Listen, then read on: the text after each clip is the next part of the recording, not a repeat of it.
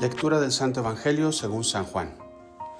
Cuando se acercaba la Pascua de los judíos, Jesús llegó a Jerusalén y encontró en el templo a los vendedores de bueyes, ovejas y palomas, y a los cambistas con sus mesas. Entonces hizo un látigo de cordeles y los echó del templo con todo y sus ovejas y bueyes. A los cambistas les volcó las mesas y les tiró al suelo las monedas.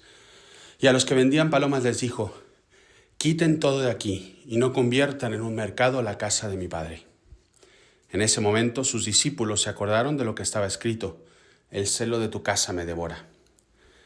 Después intervinieron los judíos para preguntarle: «¿Qué señal nos das de que tienes autoridad para actuar así?». Jesús les respondió: «Destruyan ese templo y en 3 días lo reconstruiré». Replicaron los judíos: 46 años ha llevado la construcción del templo, ¿y tú lo vas a levantar en 3 días? Pero él hablaba del templo de su cuerpo. Por eso, cuando resucitó Jesús de entre los muertos, se acordaron sus discípulos de que había dicho aquello, y creyeron en la Escritura y en las palabras que Jesús había dicho. El celo de tu casa me devora. Es una frase del Antiguo Testamento y que los apóstoles se acordaron cuando Jesús hizo aquella manifestación, pues muy increíble, como que no esperada por parte de los discípulos, ¿no? Ver a Dios, pues no sé si enojado, pero por lo menos mucho más activo, ¿no? Porque hizo cordeles, hizo una especie de látigo y tiró todo. Y yo me he puesto a pensar, ¿cuántas veces nosotros tenemos ese celo por cuidar nuestro corazón? ¿No? En el Evangelio, más adelantito, cuando le preguntan en un signo y le dice: «Destruyan ese templo y lo voy a reconstruir», hablando del templo de su cuerpo, nosotros, y lo hemos escuchado tal vez 1000 veces, somos templo de Dios. ¿Por qué? Porque nuestro corazón es como un sagrario donde guardamos a Cristo. ¿Y cuántas veces vendemos por los negocios más bajos y más tontos a veces la presencia de Dios en nuestro corazón? Y somos capaces de dejar de lado y decir: no pasa nada, total, mañana me voy a confesar. O no pasa nada, en realidad Dios es bueno y me va a perdonar. Este evangelio, por lo menos a mí, me mueve muchísimo a pensar: yo no puedo ser indiferente a tener o a no tener a Dios en mi corazón. No puedo, no debo. Y ¿cuántas veces somos tan apáticos a esto?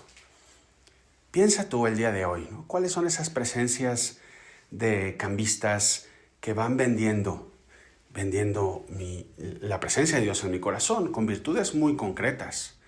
Porque tengo un orgullo, porque soy soberbio, porque tengo un mal hábito de impureza que no quiero dejar, porque soy muy perezoso y voy dejando y procrastinando para mañana las cosas que debo hacer hoy, porque hay una situación familiar que yo sé que si doy el primer paso, etcétera, etcétera, etcétera. Y voy vendiendo mi corazón a los cambistas que me cambian pequeños placeres por presencia de Dios y paz en mi corazón. Enojos gratuitos por esa paz que Dios me da en mi alma. Y me vuelvo cambista de felicidad. Y me vuelvo vendedor de paz. En el mal sentido de la palabra, obviamente, ¿no? No que yo ofrezca paz a los demás, no, todo lo contrario. Y Cristo, por eso el Evangelio de hoy es tan fuerte, porque el templo de Dios, que era un templo de piedras, Cristo tiene este santo enojo, este celo de tu casa me devora. Y dice: quiten esto de aquí, no conviertan mi casa, la casa de mi Padre, en casa de ladrones. Dejemos que Cristo irrumpa en nuestro corazón y que quite todos estos comercios que tenemos nosotros montados ahí dentro. Porque somos templo de Dios, no somos cueva de ladrones que nos van robando el alma, nos van robando la paz, nos van robando la auténtica felicidad. No somos cuevas de ladrones, no lo somos. Entonces es como la primera reflexión que yo creo que nos podemos hacer el día de hoy, en ese deseo profundo de verdad de dejar que Dios entre a mi corazón, que quite todos estos puestos que lo único que están haciendo es robarme la paz y dejar que Dios reine y dejar que realmente mi corazón sea de verdad, casa de Dios, templo de Dios, sagrario de Dios. Y una muy breve reflexión nada más, como apéndice. Muchos usan este evangelio para decir, es que hay que tratar a los demás con el látigo porque Cristo lo hizo, Cristo se enojó, yo también tengo derecho a enojarme sobre los demás.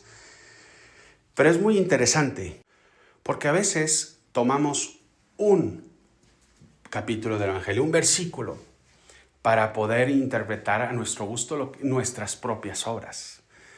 Y entonces señalamos con el dedo a los demás porque Cristo entró y tiró y sacó a latigazos a las personas.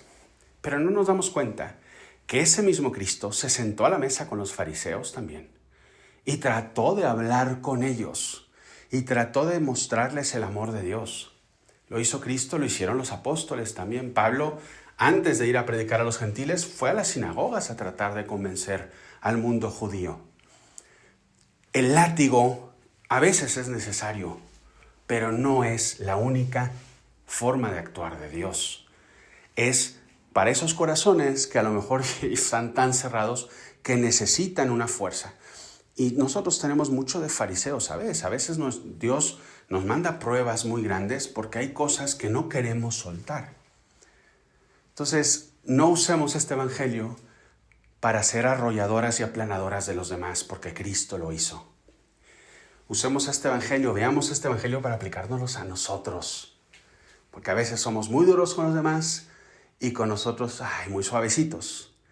Pero como tiene que ser al revés, tenemos que ser muy exigentes con nosotros para poder luego, en esa exigencia, desde el amor, como Dios lo hace con nosotros, aplicarlo a los demás.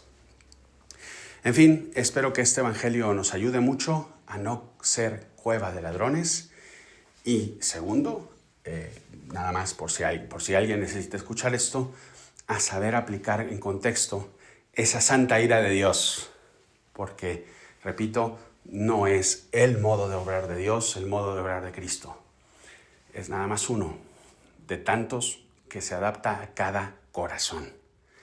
Soy el Padre Juan Antonio Ruiz, espero que esta reflexión te haya ayudado. Te mando un abrazo muy fuerte en mis oraciones.